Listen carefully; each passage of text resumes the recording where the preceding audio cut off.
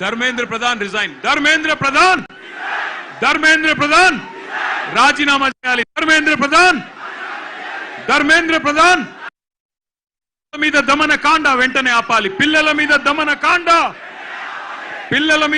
కాండ ఢిల్లీలో పోలీస్ జులుం నశించాలి ఢిల్లీలో పోలీస్ జులుం కేంద్ర ప్రభుత్వం మొండి వైఖరి ధర్మేంద్ర ప్రధాన్ we want ఢిల్లీలో కేంద్ర ప్రభుత్వం మొండి వైఖరి పేరున జర వెనకకు జరగండి ప్లీజ్ ఆ పిల్లలు ఉన్నారు వెనకకు జరగండి రాజారాం గజ్జల్ నగేష్ గారు వెనకకు జరుగు తమ్ముడు వెనకకు జరుగు ప్లీజ్ ఆడపిల్లలు ఉన్నారు జరగండి శరత్ వెనకకు జరుగు పీछे हटो నగేష్ భాయ్ వెనకకు పో శరత్ వెనకకు జరుగురి తమ్మి రాజారాం వెనకకు జరుగురి ప్లీజ్ వెనకకు జరగండి గౌరవనీయులైన పెద్దలు వేదికపైన ఆసీనులైన గౌరవ మాజీ మంత్రివర్యులు అట్లాగే వేదిక ముందు అక్కడ అందరి మధ్యన పిల్లల మధ్యన నించున్న శ్రీమతి సబితా ఇంద్రారెడ్డి గారు అదే విధంగా గౌరవనీయులు వేదికపైన ఉన్న పెద్దలు శ్రీ తలసాని శ్రీనివాస్ యాదవ్ గారు గౌరవనీయులు శ్రీ జగదీష్ రెడ్డి గారు గౌరవనీయులు ప్రశాంత్ రెడ్డి గారు గౌరవనీయులు శ్రీనివాస్ గౌడ్ గారు గౌరవనీయులు పల్లా రాజేశ్వర రెడ్డి గారు కౌశిక్ రెడ్డి గారు రవీందర్ రావు గారు భూపాల్ రెడ్డి గారు రమణారెడ్డి గారు సునీత గారు ఇంకా వేదిక పైన పెద్దలు గౌరవనీయులు శ్రీ జీవన్ రెడ్డి గారు గౌరవనీయులైన మా సునీత లక్ష్మారెడ్డి గారు ఎమ్మెల్యే గారు ఇంకా మా ఎమ్మెల్యే స్థానిక ఎమ్మెల్యే గౌరవనీయులు ముఠా గోపాల్ గారు భూపాల్ రెడ్డి గారు ఆర్ఎస్ ప్రవీణ్ గారు ఎక్కడ ఆర్ఎస్ ప్రవీణ్ కు ఆగే అనేది దోనా గౌరవనీయులు ఆర్ఎస్ ప్రవీణ్ కుమార్ గారు మాజీ ఐపీఎస్ పెద్దలు గౌరవనీయులు మాజీ మంత్రివర్యులు కరీంనగర్ ఎమ్మెల్యే గంగుల కమలాకర్ గారు జీవన్ రెడ్డి గారు మా తమ్ముడు గ్యాదర్ కిషోర్ గారు తమ్ముడు బాల్కా సుమన్ గారు విద్యార్థి నాయకులుగా ఈ రోజు ప్రజాస్వామ్యంలో పార్లమెంటు గడప అసెంబ్లీ గడప తొక్కిన నాయకులు ఈ రోజు ఈ కార్యక్రమానికి ఈ నిరసన కార్యక్రమానికి అధ్యక్షత వహిస్తున్న బీఆర్ఎస్ విద్యార్థి విభాగం రాష్ట్ర అధ్యక్షుడు సోదరుడు గెల్లు శ్రీనివాస్ యాదవ్ గారికి అట్లాగే మొత్తం బీఆర్ఎస్ విద్యార్థి విభాగం నాయకత్వం మొత్తానికి మా తమ్ముడు ముఠా జయసింహకి ఇంకా స్థానిక నాయకత్వానికి పెద్ద ఎత్తున తరలి వచ్చిన మా గౌరవనీయులైన మరి నాయకులకి ముఖ్యంగా ఇప్పటిదాకా అరే క్యా కర్ రే భయ్ తుమ్ లోగ్ క్యా కర్ రే తుమ్ లోగ్ కైకు గడబడ్ కర్ రే చూడు నగేష్ చూడు ఏందో చూడు ఇప్పటిదాకా అద్భుతంగా మాట్లాడిన మా చెల్లెళ్ళు తమ్ముళ్ళు నీట్ మాత్రమే కాదు భారతదేశంలో ప్రస్తుతం నెలకొన్న పరిస్థితుల పట్ల ఆక్రోశం వ్యక్తం చేస్తున్న యంగ్ జనరేషన్ జెన్ జీకి సంబంధించిన మా తమ్ముళ్ళు చెల్లెలందరికీ ఒకసారి గట్టిగా చప్పట్లతో వారికి అభినందనలు చెప్పాలని నేను కోరుతా ఉన్నా నిజంగా ఇవాళ ఇక్కడ పెట్టింది కార్యక్రమం రాజకీయం కోసమో ఎవరినో తిట్టడానికో లేదా ఎవరినో విమర్శించడానికో కాదు గత 25 రోజులుగా ఢిల్లీలో జరుగుతున్న పరిణామాలు ఏ నాయకుడు లేడు ఏ పార్టీ లేదు ఏ జెండా లేదు ఏ పెద్ద నాయకుడు అక్కడ లేడు కానీ ఇవాళ పిల్లలు భారతదేశ వ్యాప్తంగా కదం దొక్కుతా ఉన్నారు ఎక్కడి వారక్కడ రైళ్లలో బయలుదేరి బస్సులలో బయలుదేరి వాళ్ళ తల్లిదండ్రికి కొంతమంది చెప్పకుండానే ఢిల్లీకి చేరుకొని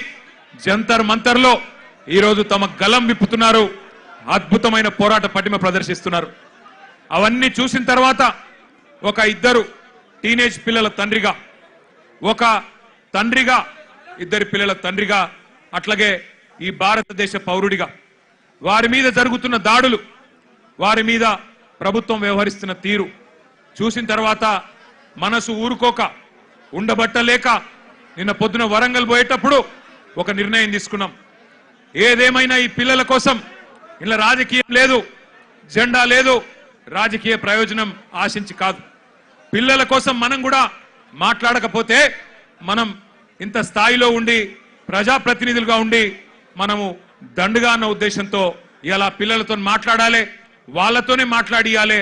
వాళ్ళ ఆక్రోశం, వాళ్ళ ఆవేశం, మరి మనందరం కూడా వారి న్యాయం కోసం చేస్తున్న పోరాటానికి అండగా నిలబడాలన్న ఉద్దేశంతో ఈరోజు నిరసన కార్యక్రమం పెట్టుకున్నాం. మరి ముఖ్యంగా బీఆర్ఎస్ అనే పార్టీ ఆనాడు టీఆర్ఎస్ గా ఉద్భవించినాడు ఉద్యమంలోంచి, ప్రజా ఉద్యమంలోంచి పుట్టుకొచ్చిన పార్టీ. ప్రజలను తెలంగాణ వ్యాప్తంగా డాక్టర్ బాబాసాహెబ్ అంబేద్కర్ గారు చెప్పినట్టుగా బోధించు, సమీకరించు, పోరాడు అనే అంబేద్కర్ తత్వాన్ని జీర్ణించుకొని లక్షల సంఖ్యలో ప్రజల్ని సమీకరిస్తూ తెలంగాణ ఎందుకు కావాలో వారికి బోధిస్తూ, అట్లాగే ఎక్కడ అన్యాయం జరిగినా పోరాటం చేసిన పార్టీ పెద్దలు కేసీఆర్ గారి నాయకత్వంలో అల్టిమేట్ గా ఢిల్లీ మెడలు వంచి తెలంగాణ సాధించిన పార్టీ బీఆర్ఎస్ పార్టీ. అందుకే ఉద్యమ పార్టీగా ఉద్యమంలో పుట్టిన నాయకులుగా, ఉద్యమంలోంచే ప్రజాప్రతినిధులు ప్రభుత్వాన్ని ఏర్పాటు చేసిన వారుగా ఉద్యమాలంటే, ప్రజా ఉద్యమాలంటే మాకు గౌరవం ఉంది. అందుకే ఆ ఉద్దేశంతోనే వాళ్ళ పిల్లలు చేస్తున్న ఈ పోరాటానికి ఉడతా భక్తిగా కేవలం వాళ్ళకు వెన్నుదన్నుగా మనం నిలబడాలి. ఇలా మన జెండాలతోని వాళ్ళ పోరాటాన్ని మలినం చేయొద్దు. మన జెండాలతోని, మన రాజకీయ ఎజెండాలతోని వాళ్ళ పోరాటాన్ని మలినం చేయాల్సిన అవసరం లేదు. కానీ వారికి అండగా నిలబడి ధైర్యం చెప్పి మీ ఎంబడ మేము కూడా ఉన్నాం, మీరొక్కరు మాత్రమే కాదు అని చెప్పవలసిన బాధ్యత మన మీద ఉన్నది. నిజంగా నాకు నిన్న మొన్న ఢిల్లీలో జరిగిన సంఘటనలు చూస్తుంటే కళ్ళల్లో నీళ్లు తిరిగినాయి. మనిషి అనేవాడికి ఎవరికైనా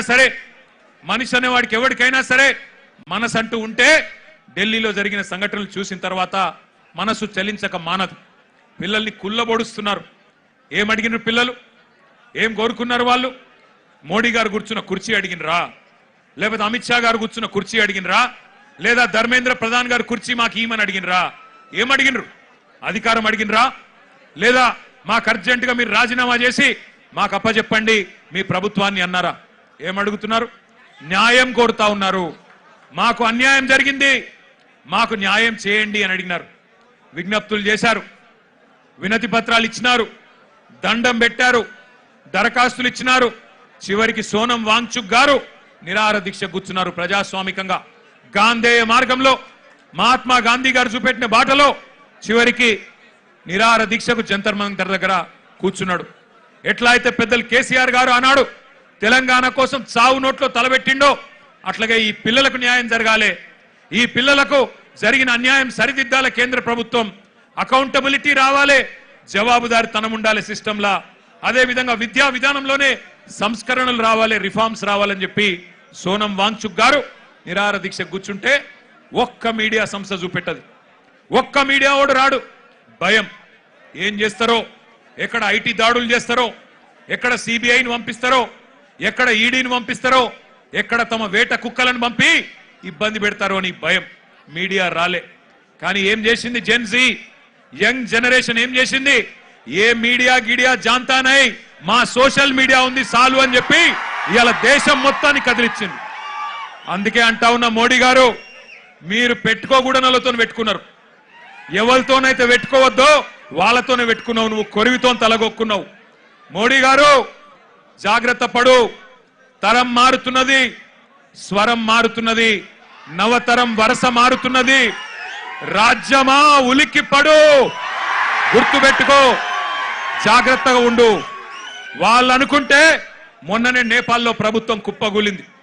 ఈ పిల్లలు తలుచుకుంటే శ్రీలంకలో బగాయించి అక్కడ ఉన్నోళ్లను ఉరికిచ్చి దేశమవతల దాకా పోయేదాకా విడిచిపెట్టలేదు. కాబట్టి ఎవరితో పెట్టుకోవద్దో మోడీ గారు, వాళ్ళతోనే పెట్టుకున్నావు. వాళ్ళ అహం మీద కొట్టినవి ఇయ్యాల.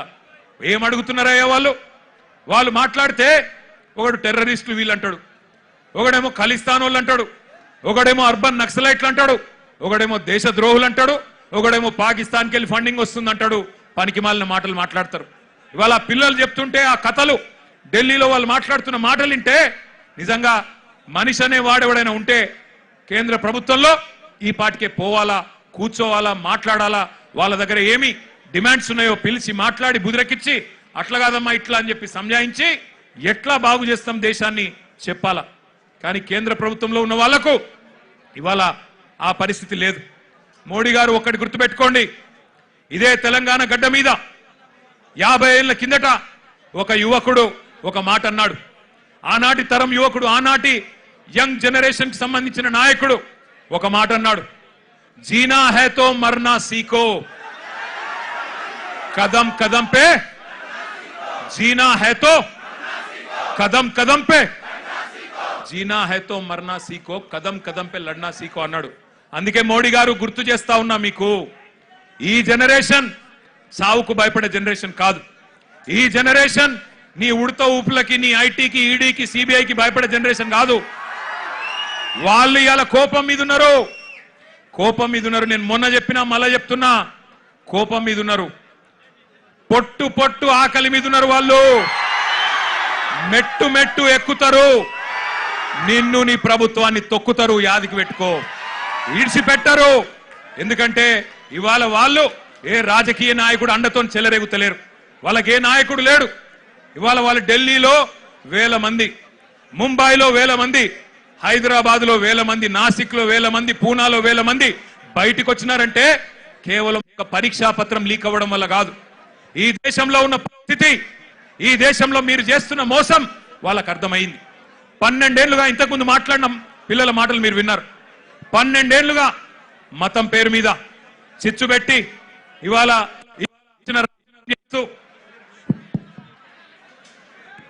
ఇష్టం వచ్చిన వ్యవహారం చేస్తూ, మతం పేరు మీద రాజకీయం చేస్తూ మీరు ఏ రకంగా తప్పించుకుంటున్నారో, ఏ రకంగా అసలు పని చేయకుండా ఎట్లా ప్రజల్ని మోసం చేస్తున్నారో ఇలా వాళ్ళకి అర్థమైంది. మీరే కదా చెప్తిరి, సంవత్సరానికి 2 కోట్ల ఉద్యోగాలు ఇస్తా అని చెప్తివి. 12 ఏళ్ళ మరి ఇప్పటికి 24 కోట్ల ఉద్యోగాలు రావాలి. వచ్చినాయా 24 కోట్ల ఉద్యోగాలు? అందుకే రోడ్డు మీదకి వచ్చిన ఒక ప్రశ్నాపత్రం లీక్ అయి మాత్రమే కాదు, ఒక నిరాశ, ఒక నిస్పృహ. ఇంతకుముందు అమ్మాయి ఎంత బాగా అన్నది, మేము మేక్ ఇన్ ఇండియా అడిగినాం, నువ్వు లీక్ ఇన్ ఇండియా ఇచ్చినావు. మేక్ ఇన్ ఇండియా ఎక్కడో పోయింది, లీక్ ఇన్ ఇండియా వచ్చింది, గిదా నువ్వు చెప్పింది అని చెప్పి ఆ అమ్మాయి ఎంత చక్కగా మాట్లాడింది మీరు విన్నారు. అట్లాగే ఇవాళ అడుగుతున్నారు జవాబుదారితనం. ఏమంటున్నారు? అయ్యా మీరు మంత్రులు అయినరు, ఎంపీలు అయినరు, మీరు పెద్ద ప్రధానమంత్రులు అయినరు, కానీ మేము మీ సీట్లు అడుగుతలేము. జవాబుదారీతనం. ఒక ప్రశ్నాపత్రం లీక్ అయితే, దేశంలో మీరు ఇచ్చిన ఒక్క హామీ నెరవేరకపోతే మేము అడగద్దా, అడుగుడే తప్పైందా అని అంటా ఉన్నారు. వాళ్ళు న్యాయం అడిగితే మీరేం చేస్తున్నారు? రాజ్యం హింసకు దిగుతున్నది. పోలీసోళ్ళు